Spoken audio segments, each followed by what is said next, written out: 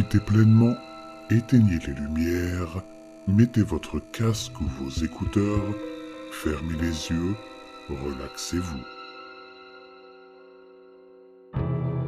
Et si votre enfant disait la vérité sur le monstre dans le placard ?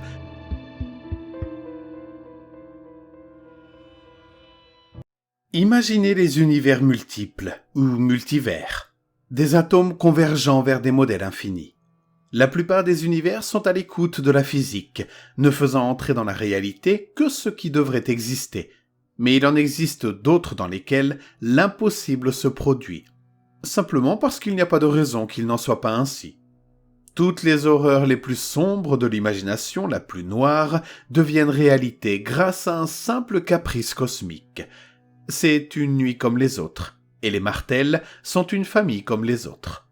Ils dorment dans une maison comme n'importe quelle autre. Une maison dans laquelle se trouve la chambre d'un jeune garçon comme n'importe quel autre. Le petit Romain Martel a toujours été un jeune garçon imaginatif. Sa chambre en témoigne. De petites étoiles phosphorescentes recouvrent le plafond et éclairent d'un vert lugubre une pièce par ailleurs recouverte de noir. À cette lumière, on peut voir les murs bleus avec de fines rayures blanches verticales. Une simple moquette blanche supporte une commode de vêtements bien rangée, ainsi qu'un coffre de jouets ordonné avec beaucoup moins de finesse. Le placard entrouvert, la lampe qui sommeille sur la commode et la porte bien fermée. Cette vue, dans toute sa paix sous-entendue, serait résolument pittoresque si ce n'était d'une petite différence. Le jeune Martel ne dort pas paisiblement. Non. Il est bien éveillé et n'a pas l'intention d'y remédier. Il a peur, voyez-vous. Il a peur parce que le petit Romain Martel, en pyjama pour montrer son intérêt pour les petits insectes, voit des monstres toute la nuit. Il les voit sur le sol même devant lui, s'évanouissant silencieusement dans l'existence, confus et sans but avant de s'évanouir à nouveau dans le néant. Les monstres ne remarquent pas Romain. Et pendant des semaines, il n'est pas sûr qu'il soit apparu. Un tour de passe-passe ou un rêve s'insinuant dans la pensée consciente entend ainsi des heures d'éveil. Mais à chaque fois, les monstres sont restés plus longtemps. Pas beaucoup. Les changements étaient si progressifs qu'il n'avait aucune raison de les remarquer jusqu'à ce que les monstres commencent à rester quelques secondes à la fois, assez longtemps pour remarquer leur environnement. Cela fait presque un mois qu'il voit des monstres. Pas toutes les nuits, mais toutes les nuits où il reste éveillé après 11 heures du soir. Ce n'est qu'au cours de la 2e semaine qu'il a vu clairement la bête d'un autre monde. Des pattes arrière abominablement grosses et trapues, une queue de lézard visqueuse qui s'agite dans la nuit, le tout teinté du rouge des pierres de l'enfer. Une fois qu'il l'avait vue, l'image était à jamais gravée dans ses yeux comme des taches de lumière colorées, prête à se présenter chaque fois qu'il clignait des yeux, chaque fois qu'il dormait, chaque fois qu'il osait laisser son esprit s'égarer. La semaine dernière fut la pire. Le monstre s'était enfin tourné pour le voir. Dans un premier temps, ses yeux globuleux, ses dents dégoulinantes et son museau interrogateur avaient manifesté de l'étonnement face à la présence de ce jeune garçon. La nuit suivante, cette émotion fut remplacée par une autre. La faim. La faim et le plaisir. Ces derniers jours, Romain ne dormait pas. Il ne voulait pas dormir. Il restait chaque fois que le monstre se retournait et chargeait le jeune Romain, s'élançant pour réclamer son repas, mais disparaissant toujours alors que le garçon grimaçait pour aller à sa perte. Ensuite, il criait, et ses parents venaient sauver leur garçon d'un criminel en puissance, pour le trouver en train de sangloter dans la solitude. « Qu'est-ce qui ne va pas, mon chéri ?» demande sa mère en s'asseyant pour le prendre dans ses bras. « Il y a des monstres. Il y avait un monstre juste là, et il n'arrête pas de venir puis de disparaître, et maintenant il veut me manger. » Il se met à sangloter en attendant le plan de défense de ses parents. Ils ne viendront pas. Son père jette un regard de travers à sa mère et s'assoit à côté de son fils. « Romain, tu sais ce que fait papa ? » Tu es un scientifique ? Un physicien, corrige-t-il fièrement. J'étudie tout ce qui est possible dans ce monde, et même certaines choses qui sont impossibles. Mais s'il y a une chose que je peux te dire avec une confiance absolue, c'est qu'il n'y avait pas de monstre dans cette pièce. S'il y en avait un, nous en verrions la preuve. Comment serait-il venu et reparti ? Exaspéré, le jeune Romain rétorque. Il est apparu, et puis il a disparu. Mon fils, en tant que physicien, je t'assure que la téléportation est jusqu'à présent impossible. Puis il ajoute d'un ton détaché. Je pense juste que tu as fait un mauvais rêve. Le petit Romain ne se laisse pas faire. Mais c'est aussi ce que j'ai pensé au début. Il a soif de faire comprendre à ses parents. Mais ça s'est répété pendant 2 semaines, et la semaine dernière, il m'a vu et... Il s'interrompt, distrait par la réaction de sa mère. Elle est soudain pleine d'inquiétude. Enfin, pense-t-il, enfin elle comprend. Mais ce n'est pas la compréhension qui est à l'origine de son inquiétude, c'est le manque de compréhension.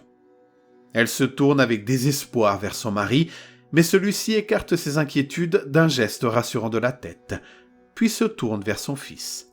« Mon fils, je crois que tu exagères. Je te promets qu'il n'y a pas de monstre.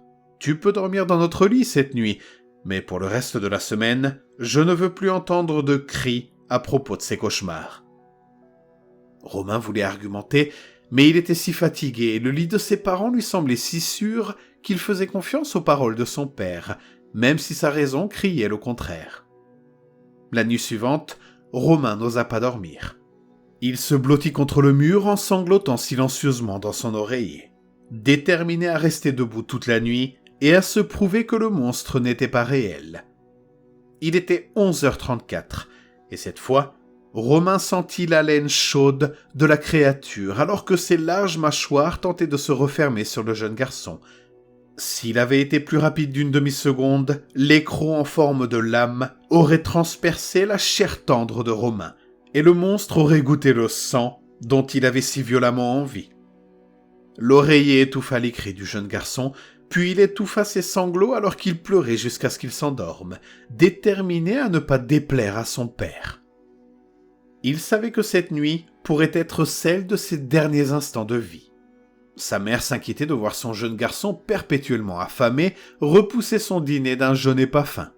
Mais elle se contentait de lui suggérer d'aller se coucher tôt s'il ne se sentait pas bien. Il accepta solennellement, ne sortant que pour s'enfuir en douce avec le plus grand couteau qu'il pouvait trouver. Il osait à peine cligner des yeux.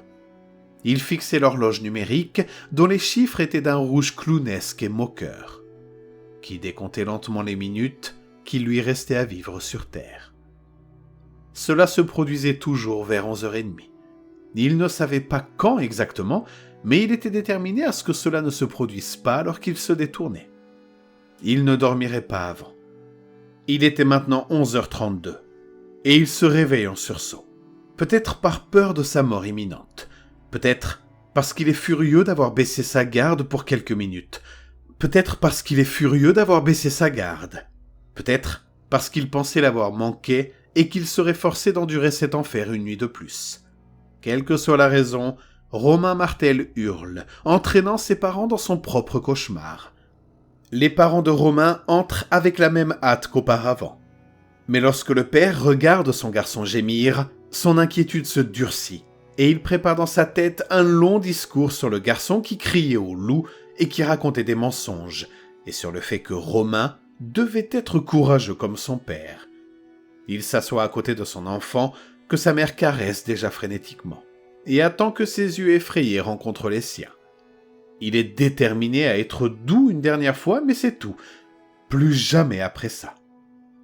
Le père a raison sur la dernière note. Mais le discours n'est jamais prononcé et l'occasion de faire preuve de douceur ne se présente jamais, car à l'insu de tous les Martel, sauf d'un, le monstre d'une dimension lointaine avait été préparé à son propre fantasme récurrent dans lequel un jeune repas n'était qu'à un seul plongeon. Il se prépara au moment de la transition et comme le picotement qui marquait le début d'un voyage aléatoire à travers l'espace-temps, le monstre ne fit pas attention à sa victime alors qu'il enfonçait ses dents destructrices, semblables à des couteaux dans la chair d'une proie qui se tordait. Le sang jaillit joyeusement dans sa bouche, et lorsqu'il sentit la présence d'un autre être plus agressif, la bête planta ses crocs dans celle-ci également, et sentit sa propre maison s'évanouir autour d'elle, alors que le goût de la viande étrangère n'était plus qu'un souvenir précieux, entretenu par une langue léchant un nectar cramoisi sur de longues dents. Loin, très loin, tout ce que Romain pouvait faire était hurler de désespoir. Les larmes, aussi chaudes que le sang qui le recouvrait, coulaient des blessures de ses parents. Elles se déversaient sur l'outil chromé qu'il pensait être sa seule bouée de sauvetage. Il pleurait toute la nuit, suffisamment fort et constant pour qu'un voisin mécontent porte plainte auprès de la police. Romain pensait peut-être que c'était son salut. Les marques de morsure seraient la preuve qu'il était en sécurité. Entre deux hurlements de douleur, il tenta de s'expliquer sur le monstre. C'était certainement une histoire tragique que le garçon racontait, mais qui pourrait croire les mots d'un enfant quand les blessures de ses parents ressemblaient tant à des coups de couteau? Quand une lame tachée de sang a été retrouvée dans la main même de cet enfant, quand tous les signes du monstre ont disparu comme s'ils n'avaient jamais existé. Certainement pas le spécialiste en psychiatrie mandaté par l'État qui a administré le sédatif au jeune Romain, qui ne pouvait plus trouver la paix dans la nuit. Le médecin ne pouvait que prier misérablement pour que ces paroles parviennent au pauvre garçon de 10 ans, et s'écria « Les monstres, ça n'existe pas! Les monstres n'existent pas !» Le jeune Romain a cru entendre son père crier ces mots de très loin, et bien qu'il sache qu'il a maintenant 10 ans et qu'il est bien trop vieux pour croire aux monstres, il s'est juré de ne jamais cesser de croire que quelque part, le monstre est toujours là, à la recherche de Romain, se rapprochant chaque jour un peu plus de lui. Il l'a juré, parce que la seule chose qui était pire de croire que le monstre allait le trouver, c'était de croire les médecins et le juge que le monstre était en lui, et qu'il allait s'attaquer à tous les autres jusqu'à ce que Romain reste tout seul, pleurnichant dans la nuit.